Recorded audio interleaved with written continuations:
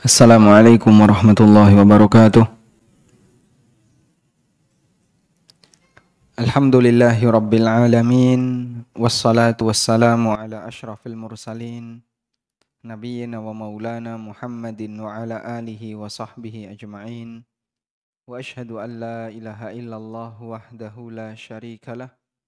Wa ashhadu anna Muhammadan abduhu wa rasuluh sallallahu alaihi wa ala alihi wa sahbihi wa man tabi'ahum bi ihsanin ila yaumiddin. Alhamdulillah, kembali kita lanjutkan kajian rutin dengan membaca buku Khudh Aqidatak, dan insyaallah kita sampai pada halaman 29.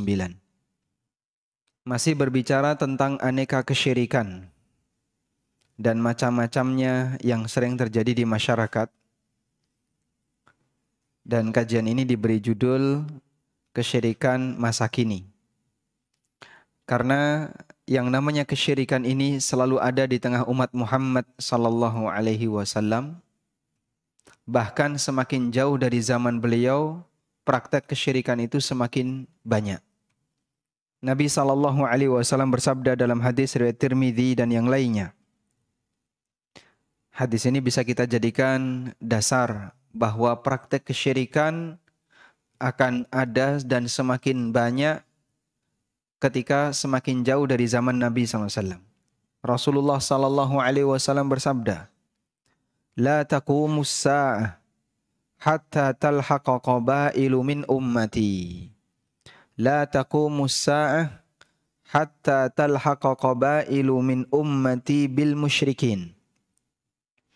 Tidak akan terjadi kiamat sampai ada beberapa kabilah di antara umatku yang mereka meniru orang musyrik.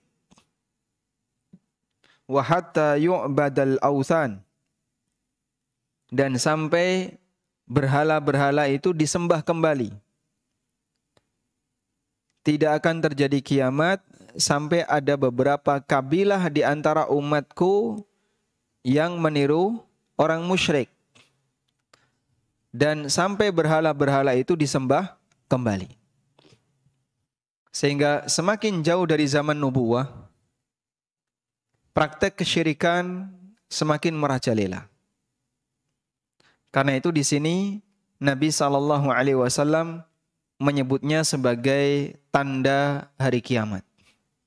La taqumus sa'ah hatta talhaqa qabailu min ummati bil musyrikin. Tidak akan terjadi kiamat sampai ada beberapa kabilah di antara umatku yang mereka meniru kaum musyrikin, wa hatta yu'badal awthan, dan sampai berhala-berhala itu disembah kembali. Baik. Dan kesyirikan di masa sekarang rata-rata sebabnya tidak jauh beda dengan di masa Nabi SAW. Yaitu terkait masalah perdukunan. Sebelum Islam datang, sebelum Rasulullah SAW diutus oleh Allah dapat wahyu, jin itu diizinkan untuk tetek di langit. Sehingga mereka duduk di langit, lalu mencuri dengar berita-berita langit, dulu diizinkan. Kemudian setelah Al-Quran diturunkan, Allah Subhanahu wa Ta'ala menetapkan aturan, gak boleh lagi ada jin yang berada di langit. Allah Subhanahu wa Ta'ala berfirman di surat Al-Jin, menceritakan tentang bagaimana pernyataan jin. Allah berfirman, wa anna kunna naq'udu minha maq'ida lis-sama'. Kami dulu duduk di langit, maq'ida lis-sama', berjaga di sana untuk mendengarkan berita langit. Faman yastami'il ana yajid lahu shihaban rasada. Tapi untuk saat ini, siapa yang berusaha untuk mencuri dengar berita dari langit, maka dia akan menjumpai panah api yang sudah siap mengintai. Menjumpai shihab, panah api yang sudah siap mengintai. Sehingga tidak diizinkan setelah Al-Quran diturunkan oleh Allah Subhanahu wa Ta'ala. Karena itu kemampuan dukun sebelum Nabi SAW diutus lebih hebat dibandingkan dukun setelah Islam datang. Setelah Nabi SAW diutus. Sehingga dulu kemampuan dukun dalam meramalkan manusia, peluang benarnya banyak. Karena jin yang membantu dia itu diizinkan untuk mencuri dengar berita dari langit, sehingga informasi yang disampaikan rata-rata adalah informasi dari langit. Peluang benarnya banyak. Makanya dulu sebelum Nabi SAW diutus, orang yang dijadikan sebagai konsultan itu dukun. Jadi dulu konsultan masalah apapun itu acuannya adalah dukun.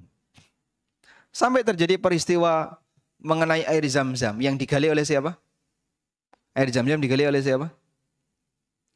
Oleh Abdul Muttalib, kakeknya Nabi SAW. Air Zam-Zam digali oleh Abdul Muttalib. Dan kemudian terjadi rebutan antara Abdul Muttalib dengan orang-orang musyrikin yang lain. Karena mereka berharap bisa dinikmati bersama. Tapi Abdul Muttalib tidak mau. Ini saya yang menemukan. Maka ini adalah hakku. Akhirnya kan mereka terjadi sengketa. Siapa pemutusnya? Dukun yang ada di Syam. Sampai mereka melakukan perjalanan ke Syam untuk kemudian konsultasi ke seorang dukun yang ada di Syam. Nanti keputusannya tergantung dukun. Sehingga dukun di masa silam itu konsultan hukum. Sebelum ada Al-Quran yang diturunkan oleh Allah Subhanahu Wa Taala, sebelum Allah mengutus Nabi Muhammad SAW sebagai Nabi. Karena dukun ketika itu lebih sakti, lebih hebat dibandingkan setelah Al-Quran turun. Nah kemudian ketika Al-Quran itu turun, perdukunan tidak sehebat dulu. Sehingga perdukunan di zaman sekarang itu lebih kepada perdukunan permainan fisik. Permainan fisik itu contohnya gimana Pak? Bisa terbang atau membuat cincin bisa berputar kan di tengah tanpa bisa terbang cincinnya tanpa dipegang. Atau misalnya orang pakai tisu kemudian tisunya bisa terbang. Ternyata semuanya adalah apus-apus setelah dibongkar oleh pesulap merah. Lalu kemudian dibacok, nggak mempan. Ini ilmu dukun tingkat rendah. Kalau dulu dukun itu bisa meramal masa depan. Besok akan terjadi kayak gini, kayak gini, kayak gini. Dan peluang benarnya besar. Dan manusia nggak mampu untuk melakukan seperti itu. Jin juga nggak mampu melakukan seperti itu. Karena jin tidak tahu masa depan. Jin itu tidak tahu masa depan. Demikian pula tukang sihir Fir'aun. Kehebatan tukang sihir Fir'aun gimana? Allah ceritakan dalam Al-Quran, sahiru a'yunan nas. Mereka bisa menyihir pandangan manusia. Sehingga nampak sesuatu yang itu bukan aslinya. Makanya saat mereka melempar tali-talinya, tali-tali itu nampak seperti ular. Disihir dan nampak seperti ular. Orang melihat tali seolah-olah itu adalah ular yang asli. Tapi karena tukang sihir itu tidak bisa memberi nyawa, maka pada saat Nabi Musa alaihissalam melemparkan tongkatnya dan berubah menjadi ular, lalu talqafu ma ya'fikun, ularnya Musa itu menelan semua sihir yang dibuat oleh para tukang sihir itu. Mereka mengakui ini pasti bukan sihir, karena sihir nggak bisa seperti ini. Ini adalah mukjizat. Tayyib. Itu contoh kehebatan tukang sihir di masa silam dan kehebatan dukun di masa silam, yang itu kemampuannya sampai melebihi kemampuan jin, karena jin itu tidak tahu masa depan. Nah, cuman jin mencuri berita, mendengar berita dari langit, lalu kemudian disampaikan kepada para wali-walinya. Kalau sebatas bisa terbang, sakti, kebal, dan seterusnya, itu perdukunan tingkat rendah. Karena orang dulu nggak praktek seperti ini, kalaupun praktek jarang. Tayyib. Ya, meskipun zaman sekarang ini dianggap orang hebat ya, para ilusionis dan seterusnya. Maka sungguh sangat heran ketika orang di zaman sekarang menjadikan ini sebagai tren.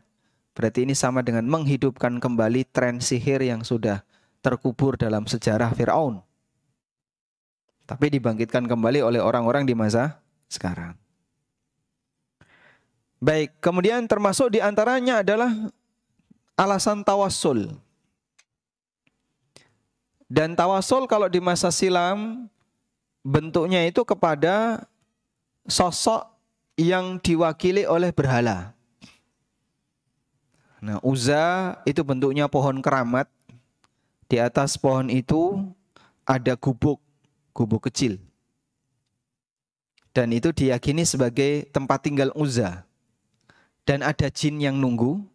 Kadang jin itu mengeluarkan suara sehingga membuat orang-orang yang memberikan persembahan kepada Uzza semakin yakin kalau Uzza ini benar. Kalau Uzza ini perhatian. Karena jinnya ngomong. Makanya pada waktu penaklukan kota Mekah, Khalid ibn Walid diperintahkan untuk apa? Menebang pohon Uzza. Setelah ditebang, balik kepada Nabi SAW. Ya Rasulullah, sudah saya laksanakan. Ditanya oleh Nabi SAW, apa yang kamu temui? Saya nebang pohon. Ketemu siapa kamu? Tidak ada. Kamu belum melakukan apapun. Balik lagi. Akhirnya Khalid balik. Setelah sampai di sana, Khalid menjumpai wanita yang berpakai jubah, kemudian rambutnya panjang. Kemudian dipenggal lehernya oleh Khalid ibn Walid. Lalu beliau lapor kepada Nabi SAW. Tilka Uzza, itulah Uzza. Jin Uzza dibunuh oleh Khalid ibn Walid. Sehingga barulah ketika Uzza ini terbunuh, dianggap oleh Nabi SAW tugasnya selesai. Dan Masya Allah ya, keberanian para sahabat.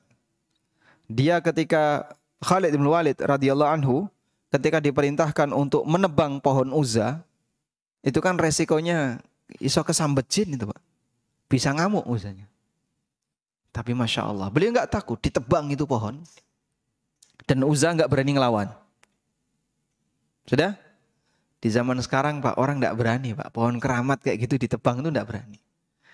Manggil teman-teman yang sudah ngaji, kan gitu ya. Manggil teman-teman yang dia bisa berani untuk menebang pohon keramat. Masya Allah. Saya dapat cerita di daerah mana ya? Sragen atau mana? Ada pohon keramat, itu dinas kebersihan nggak berani. Yang berani nebang, karena ini mau dilakukan pelebaran atau apa gitu ya. Yang berani nebang, itu mereka yang sudah belajar Al-Quran. Ya, jadi ngundang saya ngaji-ngaji gitu ya. Masya Allah. Baik, kembali ke sini. Nah, di zaman sekarang yang jadi objek tawassul adalah kuburan. Yang jadi objek tawassul adalah kuburan. Sehingga terkadang orang itu komunikasi dengan kuburan. Dan terkadang orang itu punya keyakinan bahwa arwah yang nunggui kuburan ini akan mengantarkan doanya kepada Allah Ta'ala. Sehingga dia beribadah di kuburan, termasuk menyembelih di kuburan. Maka di sini penulis menyebutkan hukum mengenai menyembelih di kuburan untuk selain Allah. Jawabannya tidak boleh dan tidak, karena ini termasuk perbuatan kesyirikan. Allah Ta'ala berfirman, "Fasholli li rabbika wanhar." Kerjakanlah salat untuk Rabbmu dan sembelihlah kurban. Maka kurban hanya boleh untuk Allah. Dan Nabi SAW bersabda, "La'anallahu man dzabaha li ghairillah." Allah melaknat orang yang menyembelih untuk selain Allah.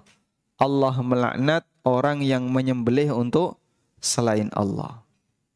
Maka bentuk menyembelih hewan untuk selain Allah sama dengan berkorban untuk selain Allah. Apa hukumnya? Laknat. Sebab ini adalah kesyirikan. Waliyadzubillah. Di zaman sekarang contohnya apa Pak? Sedekah bumi, mendem kepala kerbau, mendem kepala kambing, termasuk juga ngelarung kepala kerbau. Baik. Ketika ditanya kok pakai acara kayak gitu, ngasih makan ikan pakai kepala kerbau. Juga nyambung. Kudune nek ngekei mangan ikan tuh pakai pelet. Jangan pakai kepala kerbau. Terus dagingnya yang lain dikemanain? Kok nggak dikasihkan sekalian? Hah? Eman-eman. Apa hukumnya, Pak? Nggak boleh ya. Saya dapat cerita ya, bahwa pondok yang dulu saya tempati, wallahu alam kejadiannya kapan saya nggak tahu, cuman saya nggak menjumpai kejadian itu. Dapat sumbangan, Pak, seekor kerbau, 1 ekor, tanpa kepala. Oh, diantar nganggo pickup itu. Ini kepalanya mana? Sudah disembelih pokoknya, tanpa kepala. Nah, kita kan curiga jadinya. Pengurus pondok jadi curiga. Kalau dagingnya utuh, Pak, seger, tapi tanpa kepala, disumbangkan untuk pondok. Ya akhirnya ditolak. Loh, itu kan daging halal dong, daging sapi, daging kerbau. Kerbau halal, tapi disembelih untuk selain Allah. Wa ma uhilla li ghairillahi bihi, dan sesuatu yang disembelih untuk selain Allah termasuk di antara yang diharamkan. Mas kecepet, Mas kecepet. Bukan.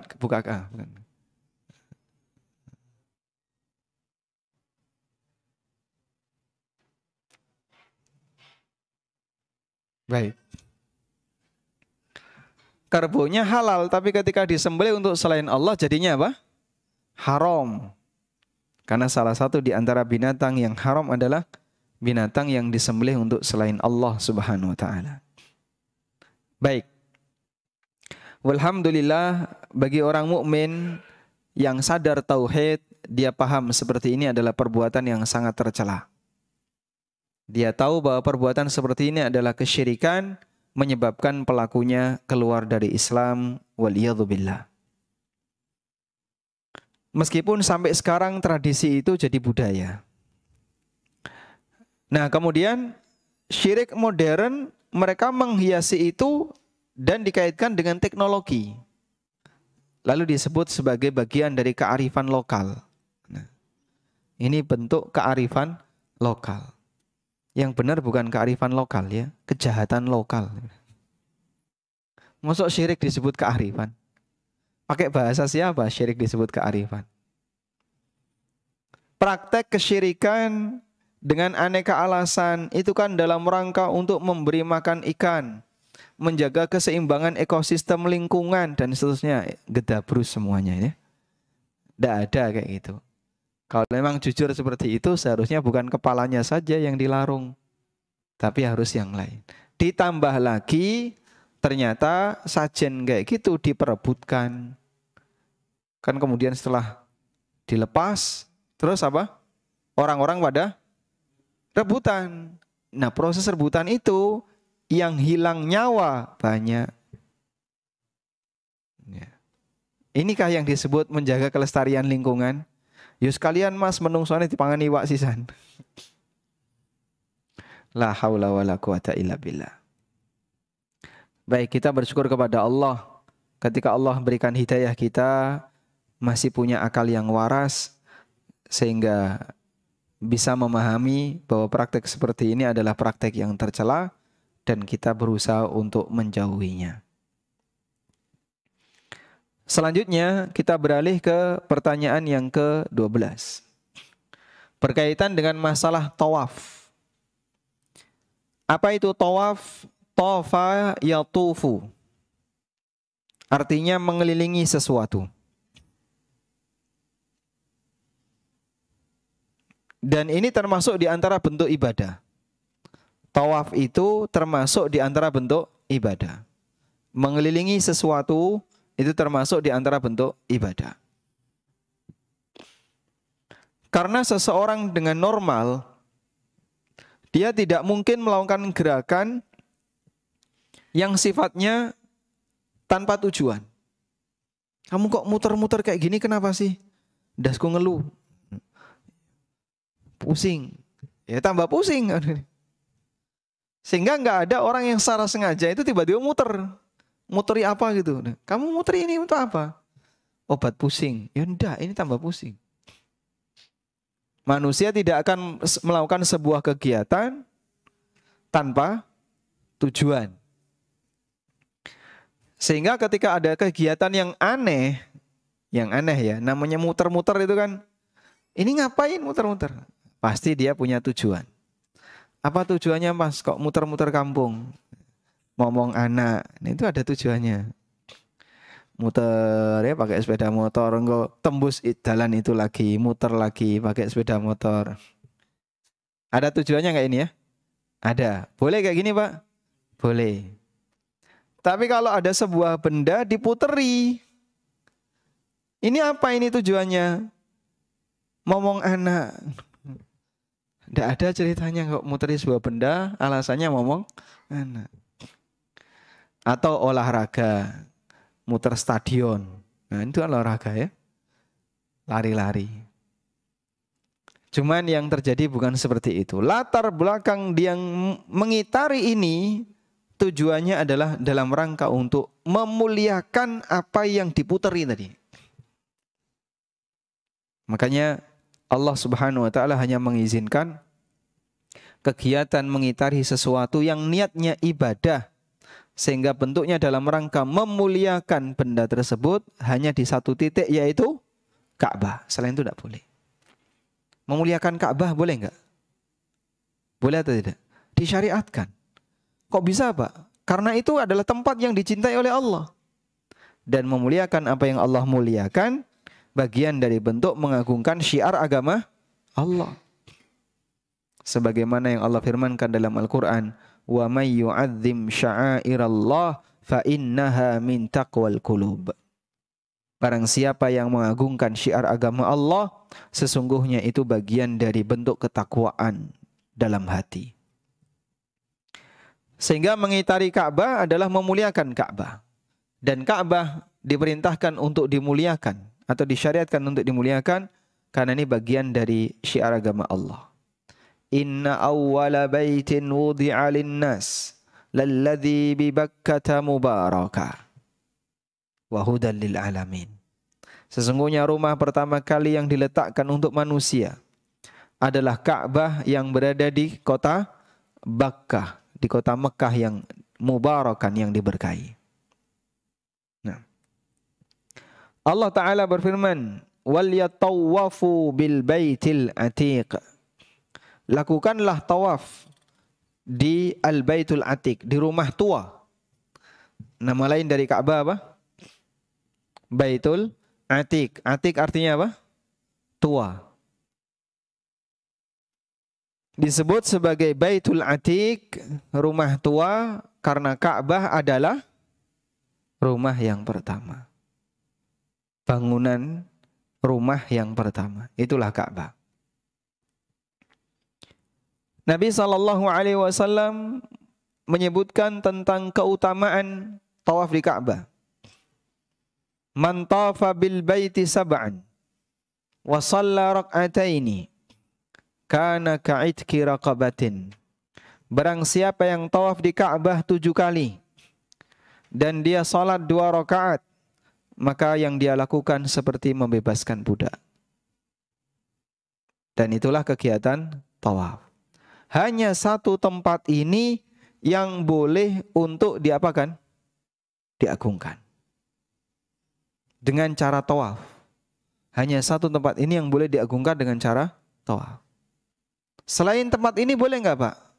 Contohnya di Masjid Pogong Baru. Mengitari Masjid Pogong Baru. Peng piro Pak? Peng selikur. Tujuannya apa? Untuk memuliakan masjid ini. Tidak boleh. Meskipun masjid itu dimuliakan, tapi cara memuliakan masjid dengan tahiyatul masjid. Anda wudu, masuk masjid, salat 2 rakaat. Itulah bentuk memuliakan masjid. Selain Ka'bah.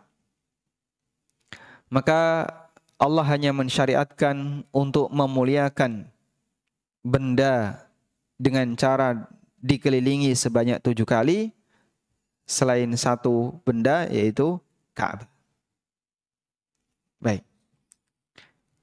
Nah, di masyarakat kita ada tradisi, misalnya mubeng beteng. Mengelilingi apa Pak? Itu jaraknya berapa itu? Jaraknya berapa? Ada jaraknya karena di pojok-pojok itu ya. Kurang lebih ada 5 kilo ada sekali putaran. Mungkin sekitar 5 kilo ya, atau enggak sampai ya. Sekitar 5 kilo lah anggap. Diputari. Dan itu ada protapnya. Apa protapnya? Tidak boleh bicara. Sambil poso bisu. Sehingga dia mengitari itu sambil suasana senyap. Ya, poso bisu. Kalau ini bukan ibadah, ya apalagi. Jelas kalau dilihat dari aturannya, protapnya itu, ini ibadah. Dan sekali lagi ibadah tidak boleh dilakukan kecuali apa? Dilakukan di Ka'bah. Ibadah tidak yang bentuknya tawaf tidak boleh dilakukan kecuali di Ka'bah. Baik. Ada juga yang muter seperti ini dilakukan di kuburan. Di video cukup banyak itu. Tawaf di kuburan. Banyak sekali. Sehingga dia mengitari kuburan. Sambil mengucapkan la ilaha illallah, la ilaha illallah, la ilaha illallah. Selesai itu dia berdoa. Doanya kemana? Menghadap semuanya ke kuburan. Seolah-olah kuburan itu jadi kiblatnya. Sehingga seperti kita ya. Kita selesai mengelilingi Ka'bah. Kita sholat menghadap kemana? Ke Ka'bah. Dimanapun posisi kita di masjid, kita sholatnya menghadap ke arah satu titik, yaitu Ka'bah. Maka softnya melingkar. Ini orang di kuburan juga seperti itu. Dimanapun posisi dia, pandangannya atau hadapannya itu mengarah ke arah kuburan. Maka kuburan dijadikan sebagai kiblat berdoa.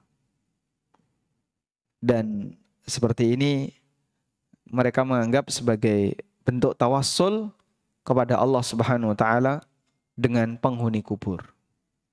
Baik. Apa hukumnya? Tidak diperbolehkan.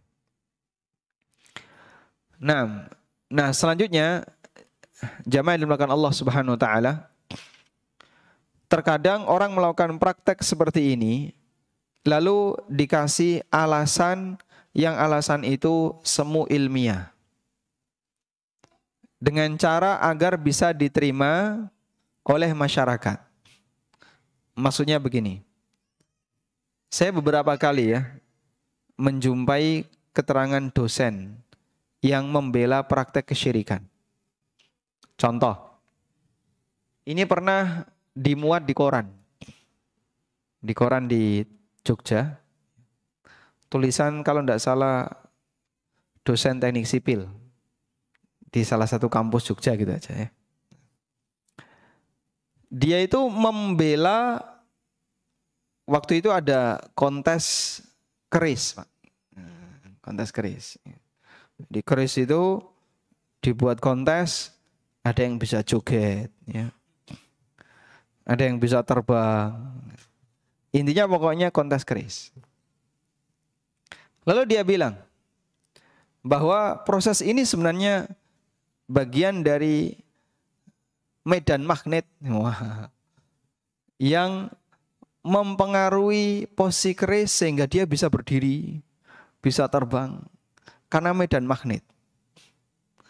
Itu batu-batunya adalah batu khusus yang bisa menyebabkan keris itu mendapatkan medan magnet sehingga dia bisa berdiri. Waktu saya baca ini batin, gedabrus kebablasan. Gimana kok medan magnet? Wong cetha itu dolanan jin ya. Tapi dibuat seperti nuansa ilmiah biar tidak kelihatan praktek kesyirikan. Ya, terus pakai alasan medan magnet dan seterusnya. Kalau itu medan magnet, berarti kan dia berdiri terus kan gitu ya. Selama di titik itu. Tapi nyatanya tidak. Ketika yang punya minta turun, turun. Nanti ketika yang punya mendirikan, dibuat berdiri, dia berdiri. Sehingga kalau disebut medan magnet, jelas nggak nyambung. Apalagi ini kalau malam gelodakan sendiri. Wah, kenapa kok gelodakan sendiri? Ganggu tikus. Baik, ini contoh ya. Ada juga praktek kesyirikan dalam bentuk akik. Lalu dia bilang unsur yang ada di sana itu ketika terkena air maka dia bisa memancarkan pantulan cahaya. Sehingga dia bisa menyerap semua cahaya yang ada di lingkungannya. Model-model kayak gitu. Dan salah satu dosen saya juga dulu pernah ngomong seperti itu. Dia memberikan pembelaan ya, untuk praktek penyembahan terhadap api, praktek ini. Saya masih ingat waktu itu mata kuliahnya adalah fisika 3. Jadi dia memberikan pembelaan untuk praktek-praktek itu. Ya kita cuman batin saja, dukun kok dibela tahu. Baik. Nah bagi kami itulah bentuk kerjasama yang dilakukan oleh orang di masa sekarang membuat kesan seolah-olah kesyirikan itu nyambung dengan teknologi. Seolah-olah kesyirikan itu nyambung dengan teknologi. Maka seperti yang Allah firmankan dalam Al-Quran, wa kadzalika ja'alna likulli nabiyyin aduwa syayatinal insi wal jinni yuhi ba'duhum ila ba'din zukhrufal qawli ghurura. Demikianlah kami jadikan setiap nabi itu punya musuh dari kalangan jin dan manusia, antara satu dengan yang lain mereka saling membisikkan kalimat-kalimat yang indah tapi menipu. Maksudnya gimana Pak? Dibuatkan alasan biar seolah-olah itu bukan termasuk praktek kesyirikan. Sehingga bagi orang awam dia menilai ini sakti. Sehingga ini punya khasiat. Sementara bagi orang yang ilmiah, yang masih pakai logika, dia pakai pendekatan tadi. Oh enggak, ini adalah faktor alam. Intinya pokoknya ini bukan kesyirikan. Wallahu ta'ala alam. Tayyib. Nah kemudian di bagian berikutnya penulis akan membahas tentang masalah sihir. Dan sebenarnya kajian tentang masalah sihir ini cukup panjang. Maka insya Allah akan kita bahas di pertemuan 2 pekan mendatang tentang masalah sihir ya. Ada beberapa kaidah tentang masalah sihir. Dan saya lompat ke pertanyaan nomor 15. Saya lompat ke pertanyaan nomor 15. Mengenai mengetahui hal yang gaib. Apakah makhluk bisa mengetahui hal yang gaib? Jawabannya tidak bisa. Tapi Pak, dia kok pernah bilang benar Pak. Itu ngawur. Meskipun benar. Ngawur kadang benar, ada nggak? Ada nggak Pak? Ada Pak? Banyak Pak ya, banyak. Sehingga misalnya seorang suami istri, istrinya punya masalah. Tanya sama suaminya. Suaminya orang ngerti, tapi memberi fatwa. Dia menyampaikan fatwa kepada istrinya, ngawur. Ya, sing wedok tidak merasa puas, tanya sama ustadz. Jawablah oleh ustadz. Loh, kok sama seperti jawaban suami saya? Masya Allah, berarti suami saya kemarin sempat jadi ustadz. Meskipun sebentar. Orang yang jawab memberikan fatwa sebuah kasus, ngawur, terus tiba-tiba benar. Mungkin nggak? Banyak seperti itu terjadi. Namun seperti ini dilarang oleh Nabi SAW. Sehingga beliau pernah menyebutkan, Al-Qudatu Thalatha. Hakim itu ada 3 jenis. Hakim itu ada 3 jenis. Yang pertama adalah hakim yang mengetahui kebenaran. Wa yahkumu bil haqqi, dan dia memutuskan sesuai dengan kebenaran. Maka dia masuk surga. Yang kedua, hakim yang tidak mengetahui kebenaran dan dia memutuskan dengan kebenaran. Yang keempat, hakim yang mengetahui kebenaran tapi memutuskan menyimpang dari kebenaran. 2 yang terakhir di neraka. Masya Allah. Hakim ada 3, 1 di surga, 2 di neraka.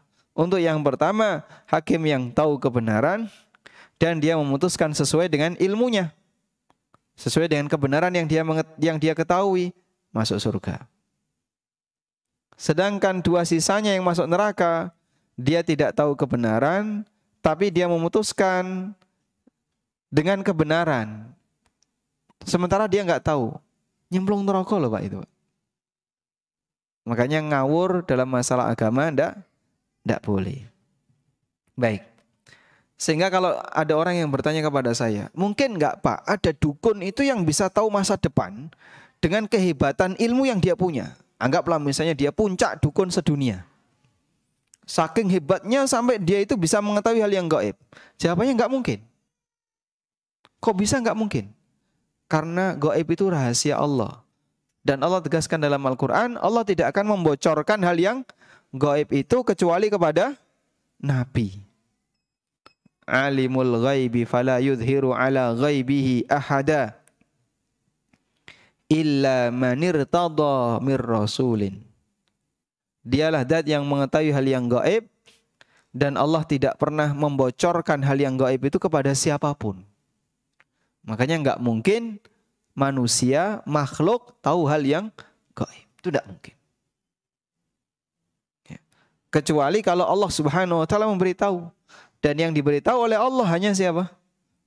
Para rasul, baik di kalangan malaikat maupun di kalangan manusia. Karena itu siapa yang mengklaim bahwa orang lain mengetahui hal yang gaib, klaim ini pasti dusta dan keyakinan ini keyakinan yang merampas hak khusus Allah Subhanahu wa taala. Tidak ada seorang pun yang memiliki pengetahuan tentang hal yang gaib kecuali apa yang Allah wahyukan kepada Rasulnya sallallahu alaihi wasallam. Allah berfirman, Alimul ghaibi fala yudhiru ala ghaibihi ahada illa man irtada mir rasulin. Dialah yang mengetahui hal yang gaib, maka dia tidak memperlihatkan kepada seorang pun tentang hal yang gaib itu kecuali kepada Rasul yang diridhoinya, yaitu utusan Allah baik di kalangan malaikat maupun kalangan manusia. Dan Nabi SAW juga bersabda, La ya'lamul ghaiba illallah. Tidak ada yang tahu hal yang gaib kecuali Allah. Manusia tidak mengetahui hal yang gaib. Jin juga tidak mengetahui hal yang gaib.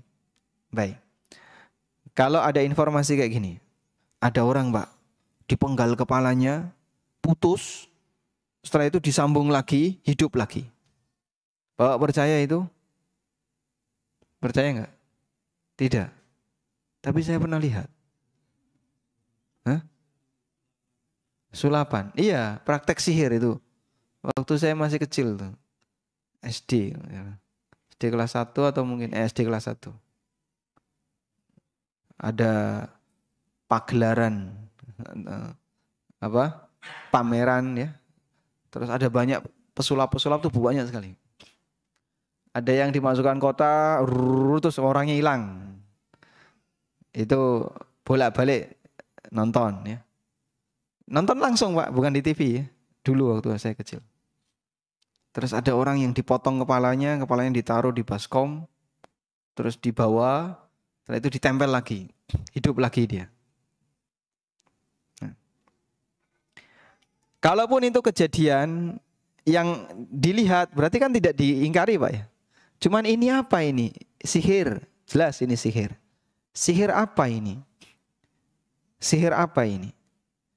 Sihir kemungkinan yang terjadi adalah pandangan mata. Sehingga sebenarnya saat dipenggal itu orangnya nggak dipenggal. Tapi terlihat seperti dipenggal.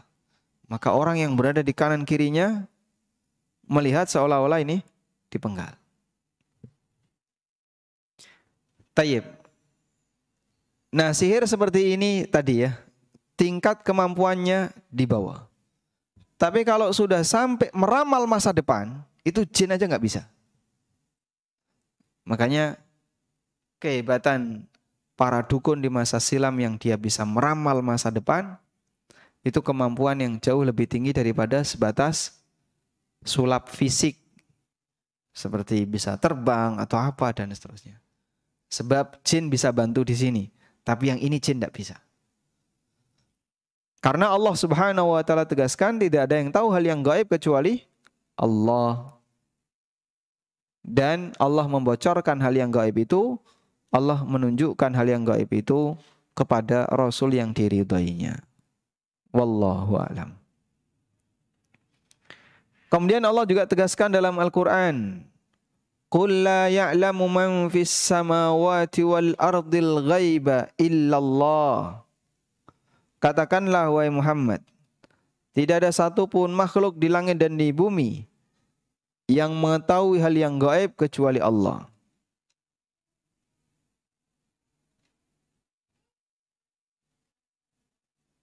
Baik. Anda bisa buka di surat An-Naml ayat 65. Di surat An-Naml ayat 65 Allah tegaskan, Qul la ya'lamu man fis samawati wal ardil ghaiba illallah. Katakan wahai Muhammad, tidak ada di langit dan di bumi yang mengetahui hal yang gaib kecuali Allah. Tambahkan ya, di buku boleh ditulisi An-Naml ayat 65.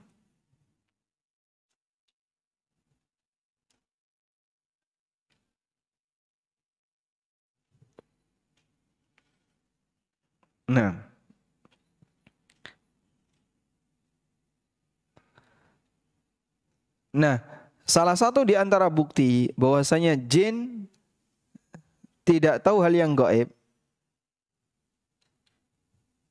adalah firman Allah Subhanahu wa taala di surat Saba ayat 14. Di surat Saba ayat 14.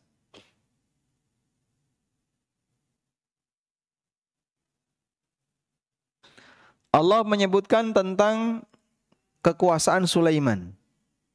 Di ayat 12 surat Saba ayat 12 Allah berfirman, Wali Sulaiman ar-riha guduha syahrun wa rawahuha syahr. Sulaiman punya angin yang perjalanan pagi sama seperti perjalanan sebulan, perjalanan sore sama seperti perjalanan sebulan. Dengan angin tadi. Wa asalna lahu 'ainal qitr. Wa minal jinni may ya'malu baina yadayhi biidzni rabbih. Dan di kalangan jin ada yang bekerja baina yadayhi di hadapan Sulaiman biidzni rabbih dengan izin dari Allah. Sehingga Sulaiman melihat pasukannya jin itu bekerja. Sulaiman melihat pasukannya jin bekerja karena ini berada di hadapannya. Lalu Allah ceritakan, falamma qadaina alaihi, pekerjaannya itu bermacam-macam ya. Falamma qadaina alaihil mauta, ketika kami tetapkan kematian untuk Sulaiman. Sulaiman dicabut nyawanya oleh Allah Ta'ala. Ma dallahum ala mautihi, tidak ada yang menunjukkan kematian Sulaiman kepada mereka illa dabbatul ardi ta'kulu min sa'ata, kecuali rayap yang makan min sa'ata, yang makan tongkatnya Sulaiman. Jadi Sulaiman berdiri bawa tongkat dan jin tidak ada satupun yang berani untuk bangkang keluar dari pekerjaannya karena melihat ada Sulaiman alaihissalam. Dan beliau dalam posisi itu meninggal dunia. Dalam posisi berdiri.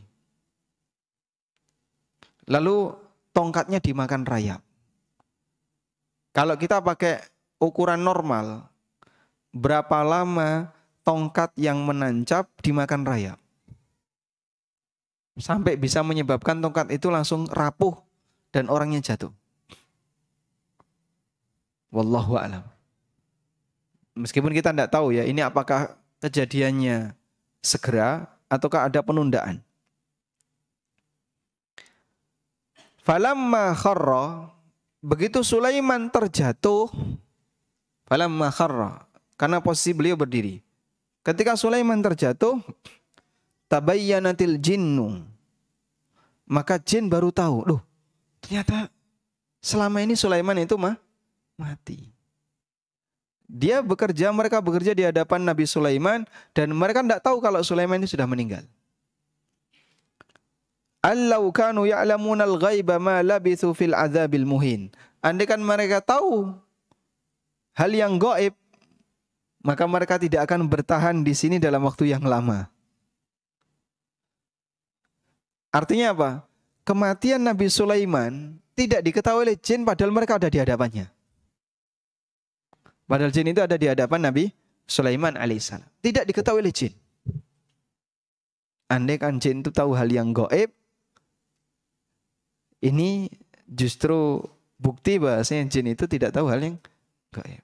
Kejadian itu ada di hadapannya aja dia nggak tahu. Nabi Sulaiman sudah meninggal dunia, jin itu tidak sadar kalau ternyata Sulaiman sudah meninggal dunia. Baru ketika Sulaiman jatuh, mereka baru sadar, oh ternyata selama ini Nabi Sulaiman sudah meninggal dunia.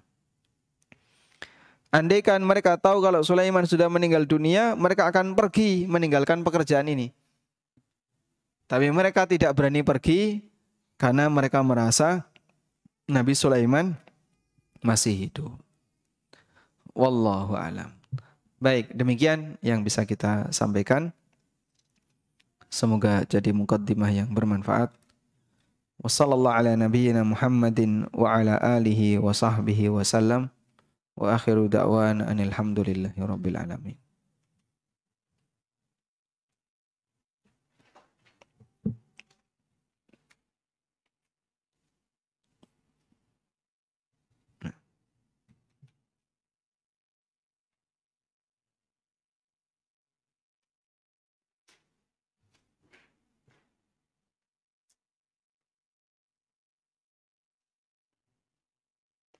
Ada yang mau disampaikan? Silakan.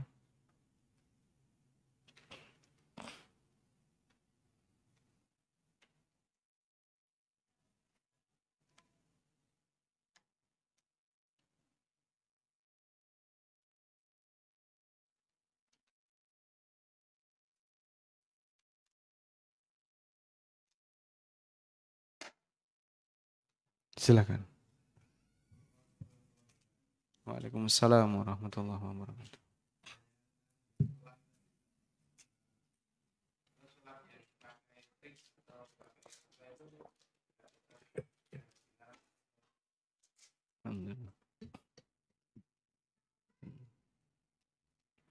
Apa hukumnya sulap pakai trik?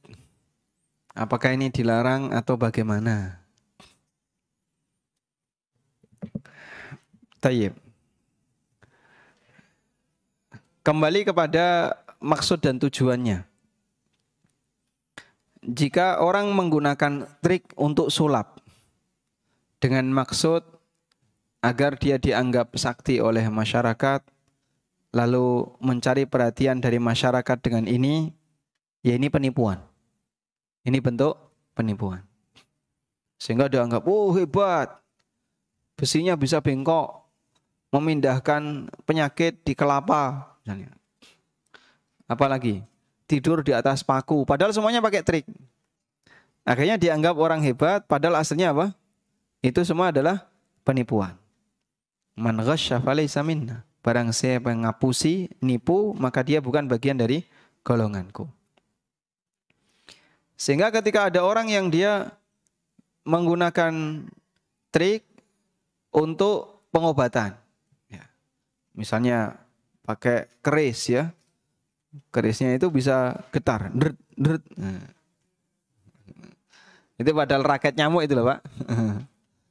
Terus ujungnya diganti keris. Nah, ketika dipencet kan ada arus listriknya, dret, getar. Orang percaya Pak, padahal itu ngapusi.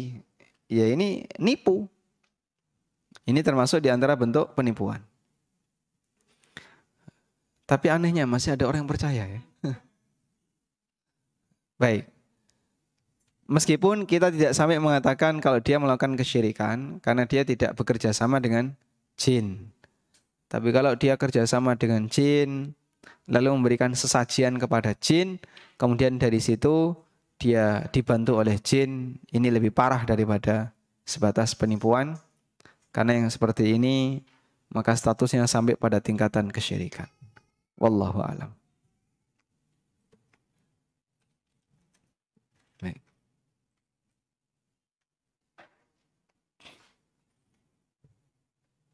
Cukup? Tayyib, demikian yang bisa kita bahas. Dan insya Allah di pertemuan berikutnya nanti kita bahas tentang masalah hukum seputar sihir. Ya. Wassallallahu ala nabiyyina Muhammadin wa ala alihi wa sahbihi wa sallam. Wa akhiru da'wana alhamdulillahi rabbil alamin. Subhanakallahumma wa bihamdika. Asyhadu an la ilaha illa anta astaghfiruka wa atubu ilaik. Wassalamualaikum warahmatullahi wabarakatuh.